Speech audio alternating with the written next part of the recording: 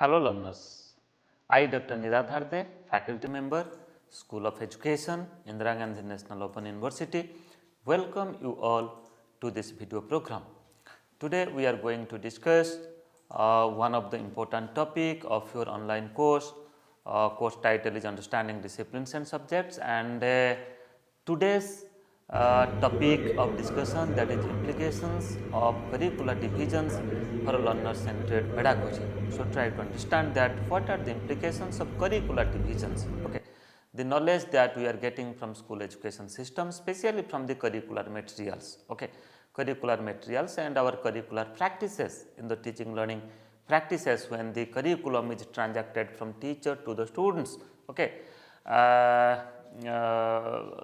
Means the curriculum which is developed as per the learner centered pedagogy. So, we will try to understand that what are the implications of it, and further we will also discuss the concept of the learner centered pedagogy and how we develop curriculum and how we developed our curricular discourses, curricular practices as per the learner centered pedagogy. So, try to we will discuss with full details, but beforehand let me to say that at present we are in the 5th week of this online course. This course has been designed in 8 different weeks and we are at present in the 5th week, and in 8 different weeks we have to study one module in every week. So, that is why total 8 modules are there in this online course, and presently we are in the 5th module, and the title of this module is Subject Concerns in School Curriculum. Okay. So, we are now discussing about the school education system, especially school curriculum, how to organize subjects in the school curriculum, how the contents are included, what philosophy, what approaches, what model we follow for practicing, for developing the subject, for organizing the subject, at the same time for organizing the teaching learning practices. Okay. So, this module has been designed in 4 different video programs. Here 4 video programs are included in this module. First is curriculum, syllabi and school education, second is domains of school subjects, third is curricular materials, its types and importance. So, friends, already these 3 titles we have already discussed: curriculum, syllabi and school education, the concept of curriculum, concept of syllabi, okay, and its importance and its relation with school subjects and its importance in school education system we have discussed. Then domains of school subjects also, different subject domains of school subjects we have discussed, and what concept the subject domains of school subject, just like humanities, science, social science and mathematics address, that we have discussed. Then further curricular materials, its types and importance, just in the earlier program we have discussed about the types of curricular material, okay, the prescribed material and the supplementary material and the importance of the curricular material. And in this present discussion, in the present session, we are going to discuss about the implications of curricular divisions for learner centered pedagogy. So, friends, before discussing the content point and the concept that has been addressed in this topic, that is implications of curricular divisions for learner centered pedagogy, let me to first go through the learning outcomes. So, after going through this video program and after going through the part module, or you can say module, the 5th module which is included in the 5th week of this online course, particularly from this content point, from this video program, you will be able to explain the concept of learner centered pedagogy. So, what is the concept of learner centered pedagogy, to whom we will say that yes, these are the learner centered pedagogy, and further you will be able to explain the use of learner centered pedagogy for construction of knowledge, how the learner centered pedagogy are used for construction of the knowledge, for knowledge construction, for development of the knowledge, for acquisition of the knowledge. Okay. So, that is also another important learning outcomes.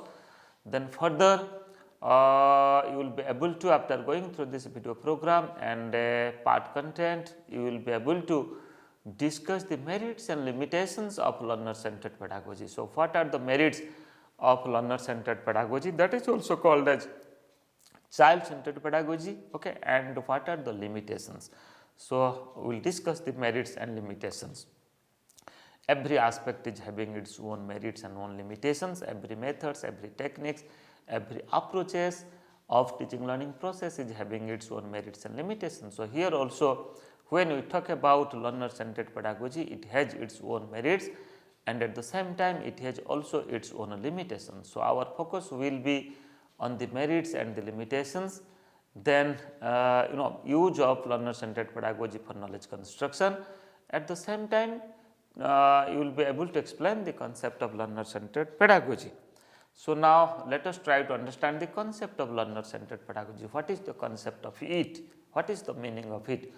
You see, in learner centered pedagogy, learners are the main beneficiary of the teaching learning process. You will find that this is one of the psychological guidelines, psychological principle, or you can say the psychological process that is supposed to be followed for curriculum development, for curriculum construction.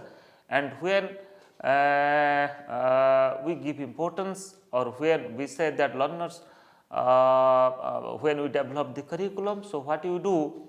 So, we give much importance to the learners, okay. So, because learners are the main beneficiary, are the prime beneficiary. So, that is why all teaching learning experiences, okay, or the pedagogy, the content, the activities, okay. So, all learning experiences that are practiced in the school, that should be as per the need, interest of the learners. So, here we can say that all teaching experiences are a need to design as per the need, interest and abilities of the learners, because learners are the beneficiary of the curriculum. So, if content points are incorporated in the curriculum, in the syllabi, and if the students are not able to understand, if it is not at the level of the students, okay, if the students are facing difficulties, then you can say that these are the good learning material. So, that is why friend, all teaching learning experiences are a need to design as per the need, interest and abilities of the learners, okay, because it is for the learners. If they are getting deprived to understand certain things, then you can say that this is a good curriculum. So, that is why it should be developed as per the mental standard, as per the growth and development, you can say, okay. The learners are at what stages of their life, what stages of their growth and development, and what is the average development of that stage. You can say, let the curriculum is developed for 9th standard students, syllabus is developed for the 9th standard students. So, at the 9th standard students, you will find that what should be their mental development. So, accordingly curriculum should be developed, okay. So, that is why it should be as per the need, interest and abilities of the learners. Further, we can say for learner centered pedagogy, that is for helping the learners to construct their own knowledge. So, here curriculum should provide space to the learners to develop their own knowledge, or to construct their own knowledge. So, many a time you will find that learners are coming with huge experiences, okay. So, you will find that from their environment, from home, school, from community, from physical environment, from social environment, they learn many things. They have huge experiences, huge understanding, and we have to connect their experiences, their learning and their knowledge base, the earlier knowledge base with the new curriculum, with you can say the new things or the new knowledge which is incorporated, which is included in the curriculum. So, that is why you will find that a learner centered pedagogy, that is the learner centered pedagogy where space is given to the learners for constructing their own knowledge, okay. So, that is why as a teacher you have to facilitate the learners, as a teacher you have to help the learners, as a teacher you have to guide the learners, okay. You are a path shower, you can say. you are a director, you can say you are a facilitator, you are a supporter for the learner, you are a stage setter for the learners. Okay. So, that is why learners will develop their own knowledge, they have that attitude, they have their ability, but you have to show a path, show a way to them. Then further, and that curriculum we can say that this is the learner centered pedagogy or learner centered curriculum. And further, child centered pedagogy means giving primacy to children's experiences, their voices and their active participation. This is as per National Curriculum Framework 2005 that children's experiences should be showcased, should be given importance, should be presented in a very structural way. You will find that many a time, many case studies of children, case studies of students, case studies of different students of their unique work, that also get recorded and presented in the textbook. Okay. So, what does it mean?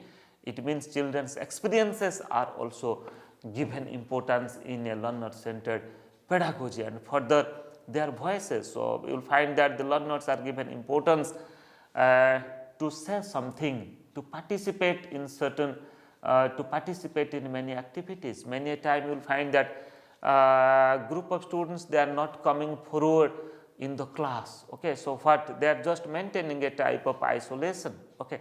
So, hardly they talk with their friends, hardly they do certain activities with their peers, and many a time they are afraid to talk with their teachers. So, that is why friends, here we can say that the child centered pedagogy provides space to the learners for raising their voices. Okay. So, that is why, and to participate, actively participate in different activities.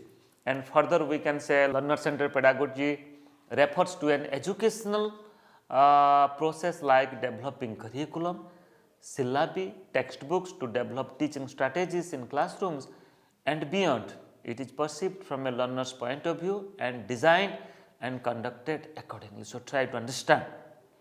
It may be textbook, it may be syllabi, it may be a curriculum, it may be the knowledge base and experiences that the learners get from the curriculum, that means from inside the classroom, at the same time outside the classroom. You will find that everywhere the teaching experiences, the teaching activities should be designed keeping the child, keeping the student, keeping the learner at the center. Okay. At the center means as per their abilities, as per their requirements. Many a time you will find that the students, what life skill they are supposed to achieve from the curriculum. Okay. So, accordingly we design the curriculum. Okay. The curriculum should discuss about various life skills.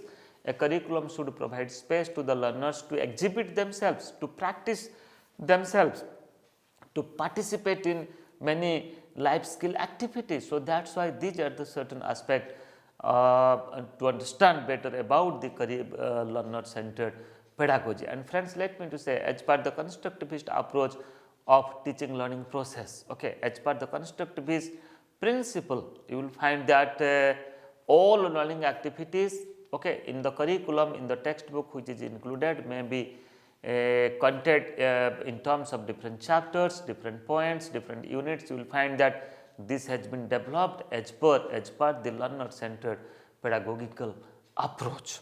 Further, let us go forward to understand better about learner centered pedagogy for construction of knowledge.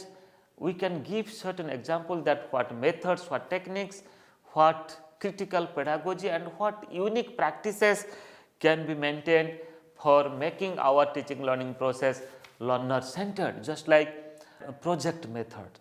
So, friends, if you practice project method as a teacher, you will find that you can engage more and more students in the teaching learning process. So, let me to give one example. If you are teaching market, okay, let one concept, market is a concept in social science. This is also concept in other subjects also. So, if you are teaching market, so what you can do? Market can be taught, the concept of market can be taught inside the classroom, okay, by discussing or by showing certain videos, or you can say certain learning resources. But at the same time, the concept of market can be better taught by using a project method. So, what you can do in your class, let 30 students are there, you can make 2-3 groups. Okay, let you make 3 groups. So, what you can do, you can send one group of students with a supervisor teacher to different types of market. Just like you can say Gramin Haat or weekly market, to whom we say that this is the weekly Haat. Okay. So, what you can do, you can send one group of students in a type of project to a Gramin Haat or weekly market, that they will go there, they will experience, they will observe how the things are happening. Direct experience they will get, they will come contact and they will develop certain interaction with the shopkeepers, the persons who are coming to the Gramin Haat or the weekly market. Okay, how they do the business. Okay, so they will interact it. At the same time, they will directly experience and they will also write down they will also note down the things that they experienced, okay, for their project report. And another group of students you can also send to a neighborhood shop. Here I am saying a neighborhood shop. You might have experienced that in the colony, in the street where you are living, where you are staying, you will find that there may be 1 or 2 shops are there. That shops you will find the daily needs goods are there. So, what you can do, you just send group of students and they will just observe that how the things are going on in a neighborhood shop. At the same time, you can also send another group of students to a shopping mall. Okay, that is the modern concept. Shopping mall nowadays you will find that even if in the small cities, shopping malls are developing. Okay, so a group of students with their supervisor teacher will go to the shopping mall and they will observe there how the things are happening. Okay, in a shopping mall, how the goods are available, how people are coming and how they are selecting different goods and how billing is prepared. Okay, so here then after getting experience and noting down the important points, then they will prepare a write up and further they will come and they will present it in the classroom, so that the other students they will also get oriented about the concept of different types of markets. So, friends, market can be taught in the classroom or it can also be taught just like in a project method. Okay, so that's why project method is a learner centered pedagogy, but if you teach market in a class, that may be a teacher centered method, okay, a type of autocratic method. But here it is a flexible method, it is a learner centered method, it is a constructivist. This method is based upon the constructivist approach of teaching learning process. Then further inquiry based method we can also use, then problem solving method we can also use, then field trip and field visit method can also be used, then demonstration, dramatization, role play. So, you can engage students, you can involve students in different types of role play, Okay, so, what the students will do, they will play a type of character. Okay, so, what they will do, they will just transform themselves, they will try to in a simulated condition, they will try to play the role of others and they can do a type of demonstration. So, as a teacher you can involve the learners, you can involve the students in different types of demonstration, different types of dramatization, then group discussion and different activities, narration and storytelling. You can also engage students in telling stories, in narrating certain happenings, in narrating certain events, and you can also take students a type of field trip and field visit to different historical important places, economic important places, geographically important places, political important places, okay, culturally important places. So, directly they can learn certain experiences and they will also write down the important points and the experiences that they gain from there, and they can observe, they can develop a type of natural observation. And if we take the students to different natural setting, natural areas, so directly they can observe many things, and in problem solving they can solve problem of their own. So, friends, the methods and the techniques that I have included here, that's all are come under the learner centered pedagogy, and these methods will further help for construction of knowledge as per the constructivist approach of teaching learning process. It will help for construction of knowledge for the students. So, that is why in a learner centered pedagogy, being a teacher, you are supposed to understand the content first, then accordingly you have to select a good method, a learner centered method to teach that content, to teach that particular content to the students. Then further, let us try to discuss about the merits of learner centered pedagogy and the limitations of the learner centered pedagogy. So, first let us focus upon the merits of learner centered pedagogy. So, we can say first of all, the merit of learner centered pedagogy is it exhibits innate potential of the learners. So, in learner centered pedagogy you will find that wholeheartedly the learners will come forward and they will participate in different activities. So, that is why we can say exhibits innate potential of the learners. The learner centered pedagogy provides space to the learners for exhibiting themselves, for their own exposition, okay, to you can say their abilities, their aptitudes. They will get an opportunity to come out with their aptitudes, okay. And further, it uses varieties of methods and media in learner centered pedagogy, because all learners are different, okay. So, as per their individual need, you will find that individualized instructions are given in the school, okay. It is very complex in nature, because all students are different, there are individual differences, okay. So, no two students, two children you will get in your class who are exactly equal so far as their mental ability is concerned, their attitude, aptitude, intelligence are concerned. So, that is why varieties of methods and media as per the individual need of the students can also be provided. So, it is another merits of learner centered pedagogy, and further it promotes learners innovations and creativity, because it is individualized in nature. It is also another merit, and further we can say it provides opportunities for knowledge creation. So, only the learner centered pedagogy provides opportunity for the learners for creating, for developing their knowledge, for constructing their knowledge. Further we can say it helps learners to explore themselves, what they really know. So, many a time you will find that only those students get success who can understand themselves, understand their weaknesses, understand their you can say strong points, okay, or you can say strongness, their strength you can say. So, that is why learner centered pedagogy, because in learner centered pedagogy opportunities are given to the learners for participating in many activities, for narrating certain things, for exhibiting certain things. So, that is why they get scope for exploring themselves, and further we can say it also helps to develop confidence for grooming. So, here you will find that the learners in a learner centered pedagogy, learners get many opportunities and they develop confidence for their self grooming, for their own development, okay. So, friends, these are the certain merits of learner centered pedagogy. Now, let us focus upon the limitations of learner centered pedagogy. So, first of all, among the limitations, the first limitation is it is difficult to practice it in an overcrowded classroom. So, many a time you will find that many places you might have observed that overcrowded classroom, okay.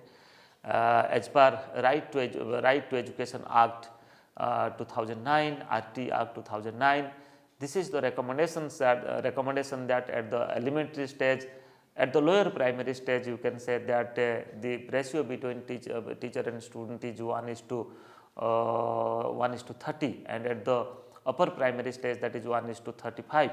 So, friends, here you try to understand these ratios, whether these ratios are properly maintained.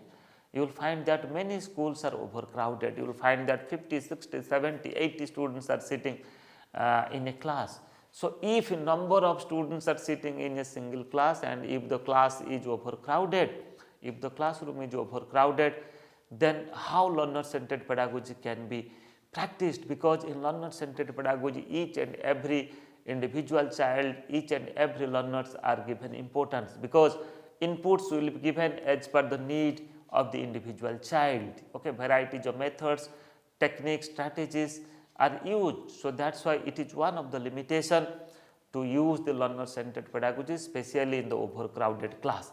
Further, it is difficult to practice if teachers are not properly oriented. Many a time teaching the students as per the learner centered pedagogy is difficult for the part of the teacher if they are not properly oriented, if they are not resourceful, if they are not dealing the students in a proper way. So, that is why earlier I have discussed that after or before implementing a new curriculum, you will find that first the teachers should be oriented properly. So, that is why it is one of the important aspects that one of the limitations you can say that if the teachers are not properly oriented, then it may be a difficult task for the part of the teacher to implement the curriculum which is developed as per the learner centered pedagogy. And further, you can say it is difficult if resources are not available in the school. In a learner centered pedagogy, many resources are used. If the resources are not available for conducting different activities, to practice the resources for different activities, then it is difficult to use the learner centered pedagogy. So, that is why it is another limitation.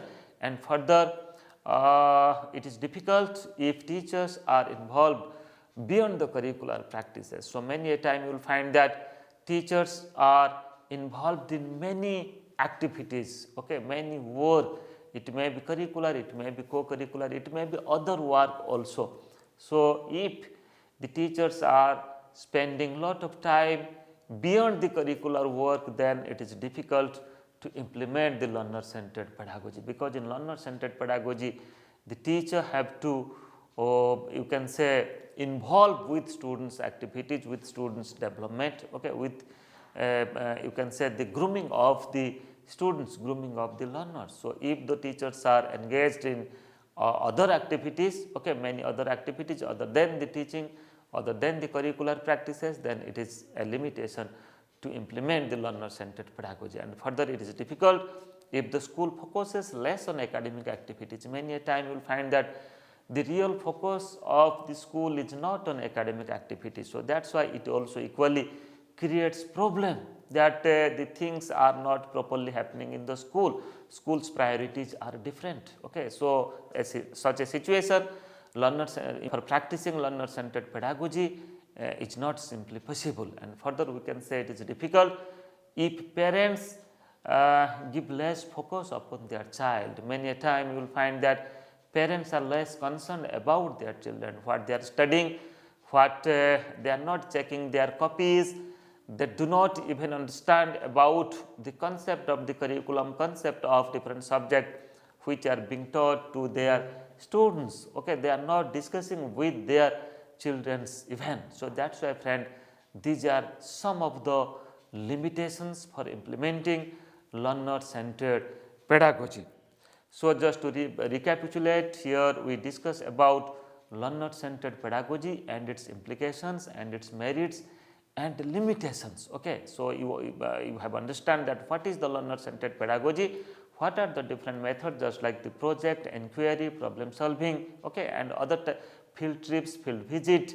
So, such type of methods should be included, and it has its own merits and limitations, but we can say merits are comparatively more effective than the limitations. If properly we do, then definitely we can practice the learner centered pedagogy, or let me to say that the NCERT curriculum which is developed as per the National Curriculum Framework 2005, NCF 2005, that is really a type of learner centered curriculum.